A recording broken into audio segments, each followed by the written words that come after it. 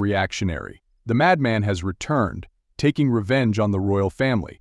Hello everyone, welcome to the William Royal channel. Rain or shine, don't forget to watch our videos. It seemed that Harry had completely ended his relationship with the UK, but the surprising thing was that Harry and Meghan continued to improve their image in the UK. An unprecedented brazenness.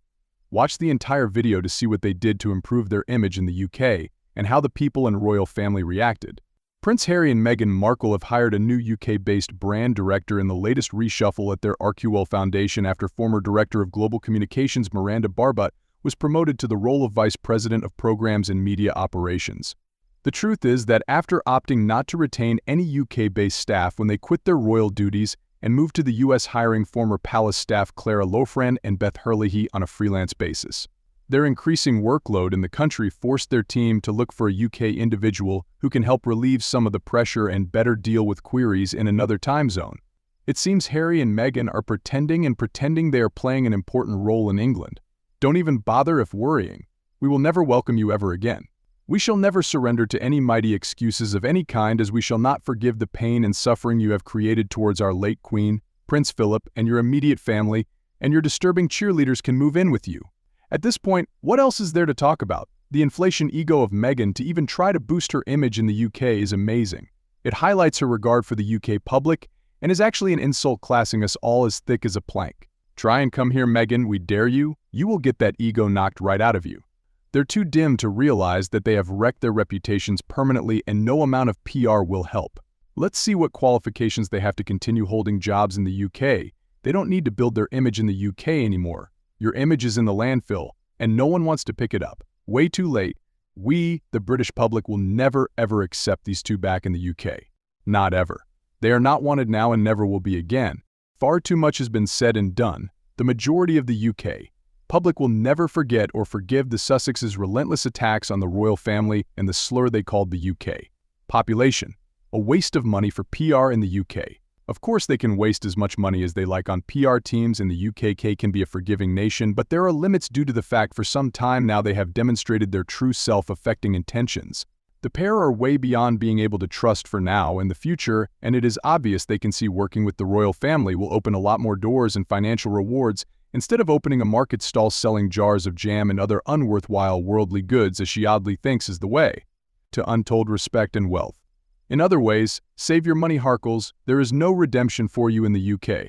You have absolutely blown any goodwill in this country. Their image in Britain is very negative, and it will take a miracle to improve that. Or they could dramatically improve their image in the UK by pledging never to return.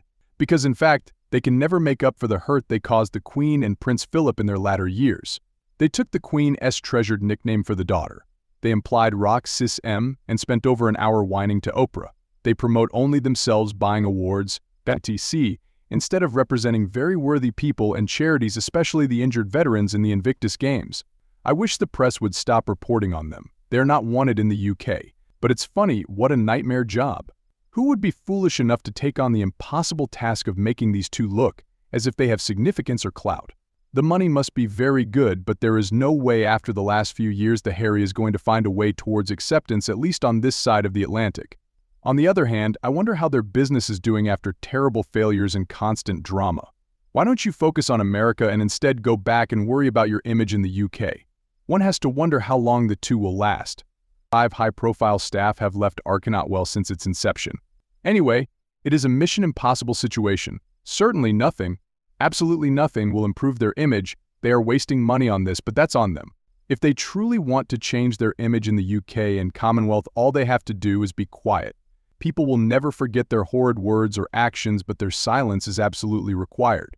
If they aren't prepared to do that, they may as well hire the crankies. Nobody wants to hear a word out of their mouths. Before doing that nonsense, I think it would be more helpful to make a public apology to King Charles, Kate, William, and the rest of the family, and to the UK public for their lies and actions might be a good start. Somehow I don't see that happening though. It's not wrong to say that the pair of them are like the aliens, all sweetness and light on the outside but carnivorous lizards under the skin. We have seen what they are like. No amount of glossy PR will put right what they've already done. It's a total waste of money on their part, as nobody in the UK has anything positive to say about them. Also, isn't it a little strange that they now wish to communicate with the media after years of Henry actively having a hate campaign with all news outlets? I really cannot see a point to this 180-degree turnabout, unless it's their way to have someone in the UK to front their latest jam venture. Maybe they need this PR guy to open doors for them, but cannot see that a roaring success as it will eat up the cash from their charity cash cow. After all, Harry still clings on to dear life to the charities that he got involved with as a result of being a member of the royal family: Invictus, African Parks, Wellchild, Centibale, and Travelist.